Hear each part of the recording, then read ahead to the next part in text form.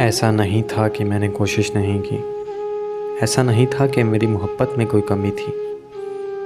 मैंने दुआ भी मांगी और भीख भी।